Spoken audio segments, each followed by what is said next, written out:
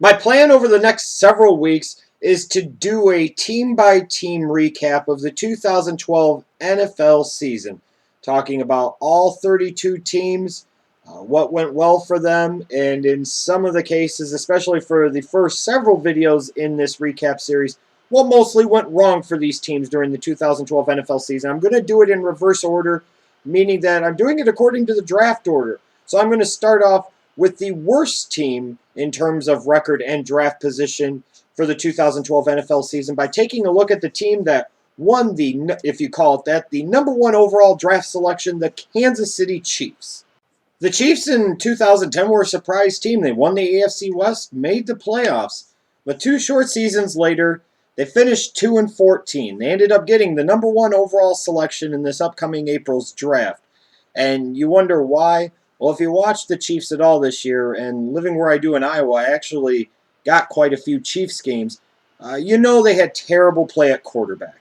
Whether it's Castle, it's Quinn, it doesn't matter. Their offense, especially in the passing game, was boo-boo, and their quarterback play was boo-boo pretty much from beginning to end of the season, and I'm sure Chiefs fans were not surprised by that at all. This was also a team plagued by mistakes. It almost seemed like the Chiefs did everything they could early in games, especially early on in the year, to shoot themselves in the foot as much as possible with dumb penalties or stupid, sloppy turnovers, and they'd get down by 17, 21, 24 points before they decided, it's time to play. And the whole thing that really encapsulated all of the problems of the Kansas City Chiefs in 2012. It was a tragic situation what went on with Javon Belcher when he decided he wanted to get drunk, lose his freaking mind, and shoot his girlfriend and then kill himself as well. That seemed to be like the tragic icing on this devilish cake of a 2012 season for the Kansas City Chiefs. When you look deeper and you look at the numbers on the offensive and defensive side of the ball, the Chiefs ranked dead last, 32 out of 32 teams in the NFL in terms of points scored, 24th in total yardage, and 32nd, dead last, in passing yardage. And again, if you watch the Chiefs, that shouldn't surprise you at all. If you can't, they always say, the old saying in the NFL is, you run to win, you pass to score touchdowns. Well, the Chiefs ranked dead butt naked last in points, and they were dead butt naked last in passing yardage. On the defensive side of the ball, there were times where the Chiefs were very bad, and there were other times where they weren't so bad. They were 20th overall in terms of yardage allowed. They were 27th versus the run, but 12th versus the pass. Even though they really struggled to generate turnovers, and they really struggled outside of maybe Tamba Hali to generate any type of real consistent pass rush out of their front seven. The fact that they finished 12th against the pass is a relatively encouraging stat for the future going forward, but it shouldn't be any surprise. I don't think anybody looked at Romeo Crennel and viewed him as the long-term answer as head coach, even though I felt very bad for him. He did the best he could in a bad situation. But make no mistake about it, the Kansas City Chiefs organization needed desperately some big-time changes, and they've started those big-time changes already. So it should have really come as no surprise after the season. Romeo Crennel was quickly dismissed as head coach of the team. And thankfully, the Chiefs ownership came to their senses and realized that as a GM, Scott Pioli completely damn sucks. And it was time for him to get the hell out of Dodge too. So you have a new leadership team, a new front office there in Kansas City. They hired John Dorsey to be the general manager. But I think in theory you could probably agree you didn't bring in Andy Reid just to be the head coach. I'm sure he has a tremendous amount of player personnel say-so, and he may be the final say-so for all we know. But you bring in a guy like Andy Reid, and there are some negatives there, and I thought maybe he should have taken a year off, but he does bring some positives to the table as well. A coach with a legitimate track record who's had plenty of success in Philly. Yeah, he never won the big one, but he went to several NFC championship games, made it to a Super Bowl. So he is a coach that comes to Kansas City with a decent pedigree. And when you look at the Kansas City Chiefs as an organization, even though they went 2-14, there is still talent there. Somehow, someway, miraculously, the Chiefs get the number one overall draft pick, but they had 5 players make the Pro Bowl. Now, to be fair, one of them was Jamaal Charles, who had a great season, rushing for 1,500 yards, showing that he himself was back strong and healthy from his knee injury from last season. But there are some questions for the Chiefs organization as well. They have key players such as Dwayne Bowe, Brandon Albert, and Glenn Dorsey all hitting the free agent market this offseason. So they're going to have to make some decisions on whether or not these guys that have been drafted from within are worth paying a bunch of money to, or if they're really going to try and clean house and fully start over. Now, obviously, teams in the NFL are built primarily through the draft, especially the teams that are good year after year after year. You can go try and find some band-aids in free agency, and sometimes you can find some difference makers there. But ultimately, in order to have any type of meaningful, sustained success in the NFL, you have to draft well. And you look at the Kansas City Chiefs draft history over the past 5 years, it's kind of a mixed bag.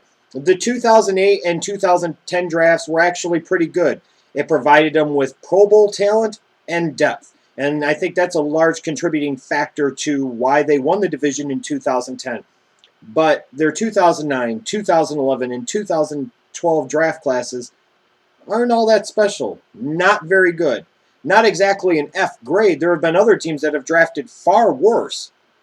But when you want to understand why this team went 2-14 this year, when 3 out of your 5 drafts don't really produce a whole hell of a lot in terms of contributing players, it's not hard to figure it out.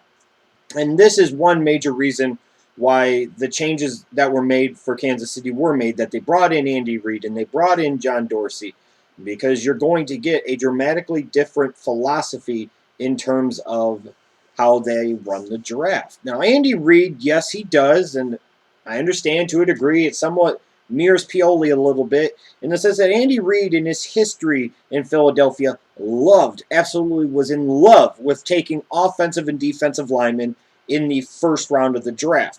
But keep this in mind, his first year in 1999, he took a quarterback from Syracuse named Donovan McNabb, number 2 overall. So there is a precedent there for Reid not always having to take a offensive or defensive lineman in the first round. And the first player he ever drafted in Philadelphia was his franchise quarterback.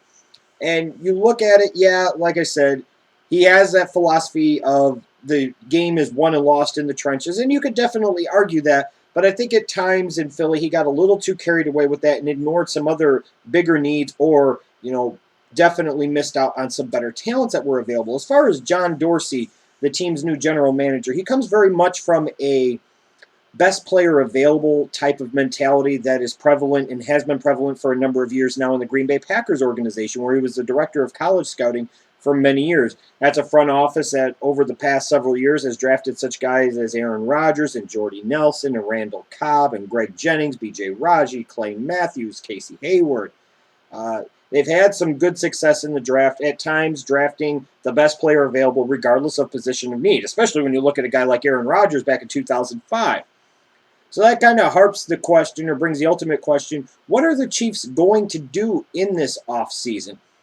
As far as free agent-wise, I would anticipate out of the 3 major free agents that they have, the one that would be most likely not to return would be Dwayne Bowe. I'm not sure what the Chiefs are fully going to decide to do on defense yet, so I would think maybe Dorsey will stay unless he prices himself out of there. I would expect, because Andy Reid places such a premium on the offensive line, that they will retain Brandon Albert. I don't know, will they franchise him though? So I think their focus primarily is going to shift to the draft though. Now, I've seen a lot of mock drafts recently having the Chiefs taking Luke Joeckel, the tackle from Texas A&M, number 1 overall. And based off of Dorsey's draft philosophy from his time in Green Bay, where it's best player available, you could definitely argue that Joeckel is the best player available in the 2013 NFL draft. I don't know if I would say that necessarily, but it can definitely be argued. And you look at Reid's philosophy for many years in Philadelphia of wanting an offensive or defensive lineman in the first round pretty much every year. It makes a lot of logical sense why you would sit there and mock them taking the kid from Texas A&M, number 1. I don't think that's where they're going to go. Ultimately, let's face it. In order to win in the NFL, you must have a legit quarterback that can play big in big-time situations. Now, there are plenty of quarterbacks on the board this year that have a combination of some very good talents and some very big negatives or question marks. This quarterback class is not as good as the one from last year, so maybe the Chiefs chose the wrong year to go 2-14 and get the number 1 overall pick, perhaps. But it starts with quarterback. Because they should learn a lesson from the Miami Dolphins, who in 2008 were bad, or 2007 season were terrible, got the number 1 overall pick, and then you get to the 2008 draft, they have the number 1 pick, and instead of taking Matt Ryan out of Boston College to take Jake Long, they went the safe route. And 4 years later, they still sucked, and they ended up having to take their quarterback anyways. So they were right back in kind of a rebuilding mode again. The Chiefs can't play it safe here. They're going to have to take a risk. The last time the Kansas City Chiefs took a quarterback in the first round and it wasn't exactly a successful one.